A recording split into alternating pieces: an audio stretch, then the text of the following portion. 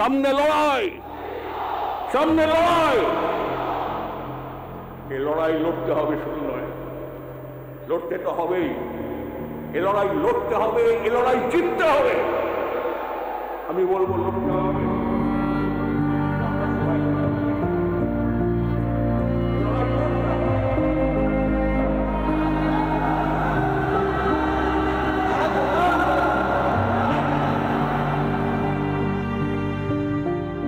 ধুলায় যাতা, ধুলায় শুধু চোখে, অন্ধকারের পেরিয়ে ধোয়া চায় ছুটে আলোকে। পুরাতনের হৃদয় ফুটে, আপনি নূতন উঠবে ফুটে। জীবনের ফুল ফোটা হলে মরণের ফল ফলবে।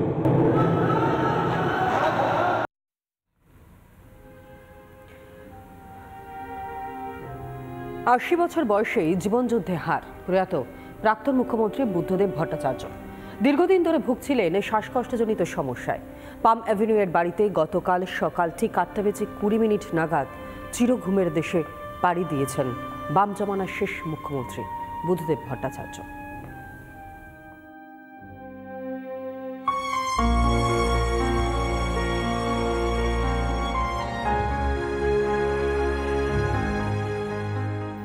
তাই আমি ডাক দেবো, সামনে লড়াই, তৈরি হও।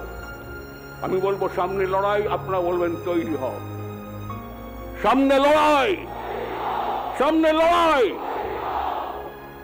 এ লড়াই লড়তে হবে, শুধু নয়, লড়তে তো হবেই। এ লড়াই লড়তে হবে, এ লড়াই জিততে হবে। আমি বলবো লড়তে হবে, আপনারা সবাই বলবেন জিততে হবে। এ লড়াই লড়তে হবে,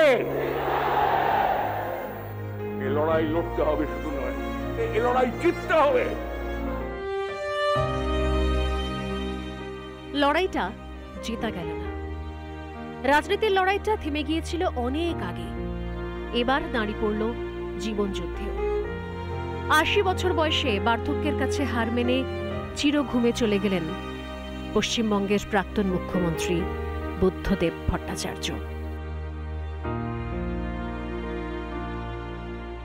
১৯৬১-তে উচ্চ মাধ্যমিক, ১৯৬৪ সালে প্রেসিডেন্সি কলেজ থেকে বাংলায় স্নাতক। গত শতাব্দীর ৭-এর দশক, নকশাল আন্দোলনে তখন উত্তাল গোটা বাংলা। রাজ্যে তখন কংগ্রেসের সরকার, চলছে খাদ্য আন্দোলন। একের পর এক আন্দোলন, একের পর এক অসহনীয় অশান্ত পরিবেশ। কিশোর কবির ভাইপো তখন কৈশোরে। সংগ্রাম শুরু হলো বাম রাজনীতিতে। হাতেখড়ি অবশ্য হয়েছে তার আগেই। শুরুটা হলো যুব সংগঠনের হাত ধরে, আর সেখান থেকে সংসদীয় রাজনীতির যাত্রা। ১৯৭৭ কংগ্রেসকে হটিয়ে বাংলায় শুরু হলো বাম জমানার। দলের অন্যতম কাণ্ডারি জ্যোতি বসুর সঙ্গেই একই সঙ্গে প্রথম সারির নেতাদের মধ্যে উঠে এলেন বুদ্ধদেব ভট্টাচার্য। সে বছরই কাশীপুর বিধানসভা থেকে জয়। ১৯৮২-তে অবশ্য এই কাশীপুরেই প্রফুল্ল কান্তি ঘোষের কাছে মাত্র ৭৮২ ভোটে হার হয় বুদ্ধবাবুর। ১৯৮৭-তে যাদবপুর থেকে কামব্যাক। এরপর এক টানা ক্ষমতায়, সঙ্গে মন্ত্রিসভার গুরুদায়িত্ব। বরাবরই নিজের দায়িত্ব খুব মন দিয়ে পালন করেছেন বুদ্ধদেব ভট্টাচার্য। ১৯৭৭ থেকে ৮২ ছিলেন তথ্য এবং জনসংযোগ মন্ত্রী। ১৯৮৭ থেকে ৯৬ ভারপ্রাপ্ত মন্ত্রী ছিলেন তথ্য সংস্কৃতি এবং তার সঙ্গে স্থানীয় শাসন, পুর এবং নগরোন্নয়ন মন্ত্রকেরও। ১৯৯১ থেকে ৯৩ দায়িত্ব সামলেছেন তথ্য সংস্কৃতির সঙ্গে পুর ও নগরোন্নয়ন দপ্তরের। ১৯৯৪ সালে ছিলেন শুধুমাত্র তথ্য এবং সংস্কৃতি মন্ত্রী। এরপর ১৯৯৬ সাল ক্রমশ দায়িত্ব বাড়ল, হাল ধরলেন স্বরাষ্ট্রের। ভারপ্রাপ্ত মন্ত্রী হলেন স্বরাষ্ট্র দপ্তরের, তার সঙ্গে তথ্য প্রযুক্তি এবং তথ্য ও সংস্কৃতি। উপমুখ্যমন্ত্রী হলেন বুদ্ধদেব ভট্টাচার্য। নভেম্বর ৬, ২০০০ বয়সজনিত কারণে মুখ্যমন্ত্রিত্ব থেকে অবসর নিলেন জ্যোতি বসু।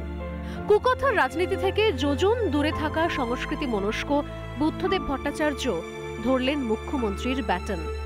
মমতা বন্দ্যোপাধ্যায়ের তখন স্লোগান একটাই, হয় এবার নয় নেভার। কিন্তু সেই চ্যালেঞ্জকেও দূরে সরিয়ে প্রতিকূল পরিবেশেও ছিনিয়ে আনলেন জয়। এরপর এক টানা ক্ষমতায়।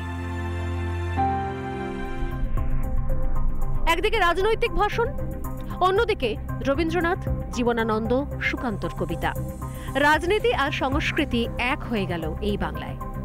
বাংলায় তখন শিল্পের খরা, তাই মাসনাতে বসেই ডাক দিলেন, কৃষি আমাদের ভিত্তি, শিল্প আমাদের ভবিষ্যৎ। সত্যি তো, আজ পর্যন্ত বাংলায় দাঁড়িয়ে এই কথা বলতে পেরেছেন কজন মুখ্যমন্ত্রী? শিল্পের মরা গাঙে বান আনার মরিয়া চেষ্টা করেছিলেন যিনি, তার নাম বুদ্ধদেব ভট্টাচার্য। টাটা, সালেম, জিন্দল একের পর এক গোষ্ঠীর ডানায় ভর করে ওরার মরিয়া চেষ্টা করেছিলেন, বাঁচিয়ে তোলার চেষ্টা করেছিলেন এই বাংলার তরুণ প্রজন্মকে। কিন্তু পতনের শুরুও এখান থেকেই। জমি আন্দোলনকে হাতিয়ার করে তখন ভিত শক্ত করছে বিরোধীরা। 2007 রক্তে ভিজল সিঙ্গুরের মাটি। নন্দীগ্রামে মমতার অনড় আন্দোলন। ব্র্যান্ড বুদ্ধ তখন মশগুল সংখ্যার গর্বে। আমরা 235, ওরা 30। রক্তক্ষরণ শুরু হলো 2008-এর পঞ্চায়েত ভোটে। 2009 থেকে যেন জঙ্গলমহলের অলিখিত শাসক মাওবাদীরা। পাহাড়ও তখন ভয়ঙ্কর উত্তাল, পাহাড়ে গুরুম রাজ। বাকি বঙ্গে রেলমন্ত্রী মমতা বন্দ্যোপাধ্যায় এবং তার দল সমান্তরালভাবে তখন পাল্লা দিচ্ছে। ইন্দ্রপতন হলো 2011-এ। একদা মুখ্য সচিব মনীশ গুপ্তর কাছে হারলেন তৎকালীন মুখ্যমন্ত্রী বুদ্ধদেব ভট্টাচার্য। সিপিএম এর ব্র্যান্ড বুদ্ধ বাম দুর্গ ধসিয়ে দিল ঘাসফুল। সরকার পরিবর্তন হলো, কিছুদিন পর যেন অদৃশ্য হয়ে গেলেন। রাজনৈতিক সন্ন্যাস নিলেন হয়তো, পরে যদিও ফিরেও এলেন। সাদা চুল, সাদা পাঞ্জাবি, সাদা অ্যাম্বাসেডর। লাল ব্রিগেড ওনাকে দেখে তখনও স্লোগানও দিয়েছে, কিন্তু সেই স্লোগান, অফুরান ভালোবাসা, তার দলের সমর্থন, তার পাশে থাকা, ভোট বাক্সে কোনো প্রতিফলন ফেলতে পারেনি। তবু ব্রিগেড দেখলো নাকে নল নিয়ে এক বৃদ্ধের উপস্থিতিতে কেমন করে মুহূর্তের মধ্যে গর্জে ওঠে ধর্মতলা। তার ফোনে অবসর ভেঙে ভোট ময়দানে নামতে পারেন আরেক বৃদ্ধ অশোক ভট্টাচার্য। না, ধর্মতলায় আর কোনোদিনও শোনা যাবে না বুদ্ধদেব ভট্টাচার্যের ভাষণ। আলিমুদ্দিনে আর কোনোদিনও কোনো মিটিংয়ে দেখা যাবে না সাদা চুলের এই মানুষটাকে। আর কোনোদিনও কাঁপা কাঁপা গলায় শুনতে পাওয়া যাবে না, আমার প্রার্থনা শোনো 25শে বৈশাখ। রাইটার্সের সাদা গাড়ি থেকে আর কোনোদিনও নামবেন না পাকা মাথা মানুষটা। রাজনীতির যাত্রাপথে তাঁকে ঘিরে রয়েছে নানা বিতর্ক। সেই সমস্ত তর্ক বিতর্ক ছাড়িয়ে কবিতার দেশে, চিরঘুমের দেশে বুদ্ধদেব ভট্টাচার্য। বুদ্ধযুগের অবসান মানে বাম রাজনীতির এক অধ্যায়ের অবসান। রিপাবলিক বাংলা।